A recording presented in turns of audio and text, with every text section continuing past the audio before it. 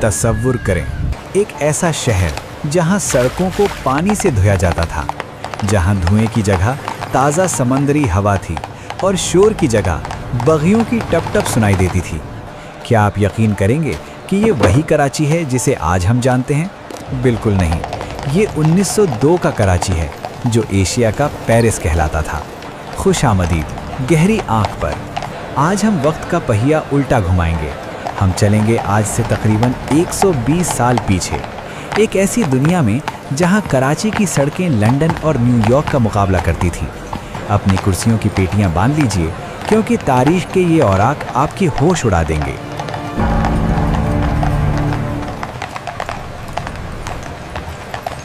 साल था 1902। बरतानवी राज का सूरज पूरी आबोताब से चमक रहा था।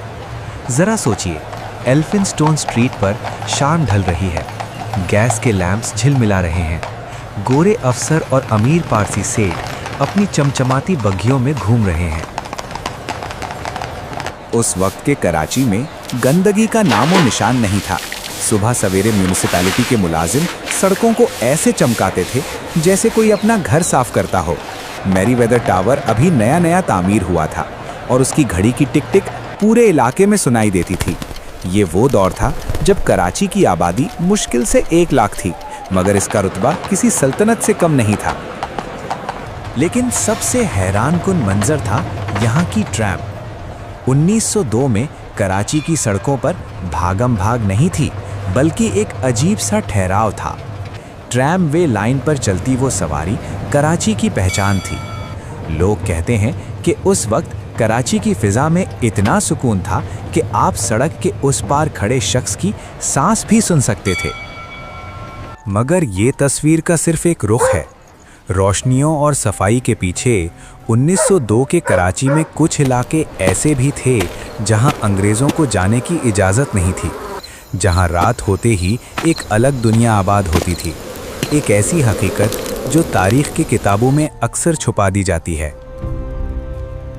जैसा कि हमने पिछले हिस्से में बताया, 1902 का कराची सिर्फ चमकती सड़कों का नाम नहीं था।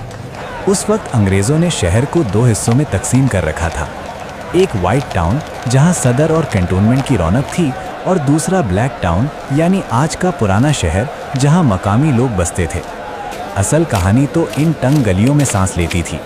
अगर आप 1902 में खरादार या मीठादार की गलियों से गुजरते तो मंजर बिल्कुल मुख्तलिफ होता। यहाँ बिजली के लैंप्स नहीं, बल्कि मिट्टी के दिए और लालटेन जला करती थी। मगर इन्हीं गलियों में कराची की रूह बसती थी। लेकिन एक खौफ था जो इन गलियों में मंडला रहा था। 1896 के ताउन यानी वबा ने कराची का नक्शा बदल दिया था। 1902 तक आते आते लोगों के दिलों में ये डर बैठ गया था कि सफाई ना रखी गई तो मौत वापस आ जाएगी। यही वजह थी कि अंग्रेज सरकार ने सख्ती बरकरार रखी थी। मगर नेटिव जेटी के पुल के नीचे कहानी कुछ और थी। नेटिव जेटी का पुल, जहां से लोग अपने गुनाहों का बोझ उतारने के लिए गोश्त और सिक्के समंदर में फेंकते थे। 1902 में ये माना जाता था कि यहाँ समंदर के नीचे कुछ ऐसी ताकतें हैं जो शहर की हिफाजत करती हैं। मछेरे कहते थे कि रात के पहर जब खामोशी छा जाती है तो पानी से अजीब आवाज़ें आती हैं। ये वो वक्त था जब कराची एक आम बंदरगाह से बढ़कर एक पुरइसरार शहर बनता जा रहा था। यहाँ हर रोज़ नए चेहरे आते थे और पुराने राज दफन हो जाते थे। लेकिन दोस्तों, सिर्फ डर और खौफ ही नहीं, 1902 वो साल था जब कराची ने पूरी दुनिया में तहलका मचा दिया था। क्या आप जानते हैं कि उस वक्त कराची को क्वीन ऑफ द ईस्ट क्यों कहा जाने लगा? वजह थी गंदुम। कराची की बंदरगाह से इतना अनाज बाहर जाता था कि पूरी बरतानवी सल्तनत की भूख मिटाई जा सकती थी। पैसा पानी की तरह बह रहा था और इस दौलत ने शहर में कुछ ऐसी इमारतें खड़ी कर दी थी जो आज भी हमें हैरान करती हैं। इन्हीं इमारतों में से एक इमारत ऐसी थी जिसके नीचे कहा जाता है कि अंग्रेज़ों ने बागियों को सज़ा देने के लिए तहखाने बनाए थे। वो जगह जो आज हमारे लिए सिर्फ ख़रीदारी का मरकज़ है, लेकिन 1902 में वहाँ खून और खौफ की तारीख लिखी जा रही थी। वो इमारत कौन सी थी? और कराची की ज़मीन के नीचे छुपे उस अजीम खजाने की हकीकत क्या है, ये सब हम आगे देखेंगे। जुड़े रहिए गहरी आंख के साथ, तारीख अभी बाकी है। वो इमारत कोई और नहीं बल्कि कराची की शान एम्प्रेस मार्केट थी। आज हम इसे खरीदारी के लिए जानते हैं, लेकिन 1902 में इसके दरो दीवार से बगावत की दास्तान सुनाई देती थी। कहा जाता है कि जिस ज़मीन पर यह मार्केट खड़ी की गई, वहां 1857 की जंग आज़ादी के बाद बागियों को तोपों से उड़ा दिया गया था।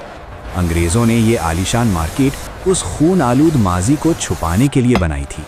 1902 में जब यहाँ सुबह का बाजार लगता था, तो अंग्रेज़ मेम साहिबाइन यहाँ से ताज़ा फल खरीदती थीं, बेखबर उस हकीकत से कि उनके पैरों के नीचे तारीख दफन है। एम्प्रेस मार्केट से निकलकर अगर हम थोड़ा आगे बढ़ें तो सुनाई देती थी नॉर्थ वेस्टर्न रेलवे की सीटी। ये 1902 का दौर था, जब कराची स्टेशन पर काले धुएं वाले इंजन्स की हुक्मरानी थी। ये रेलवे लाइन कराची की रगें थीं। पंजाब की गंदम और कपास इन्हीं पटरियों के जरिए कराची की बंदरगाह तक पहुंचती थी। कैंट स्टेशन का मंजर किसी मेला से कम नहीं होता था।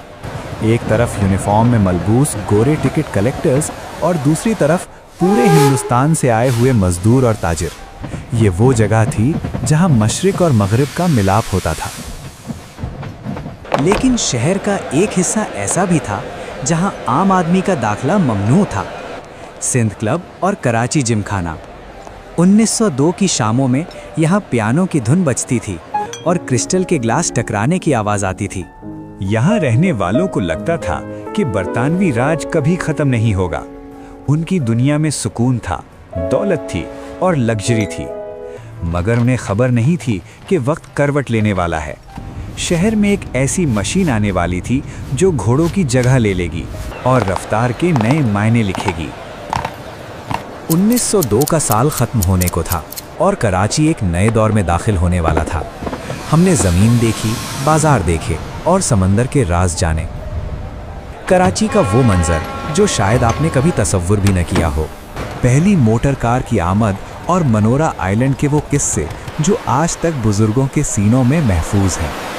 आखिर 1902 के बाद कराची का पेरिस वाला टाइटल कैसे धुंधला पड़ गया? इस सफ़र का आखिरी और सबसे जज्बाती हिस्सा अभी आगे है।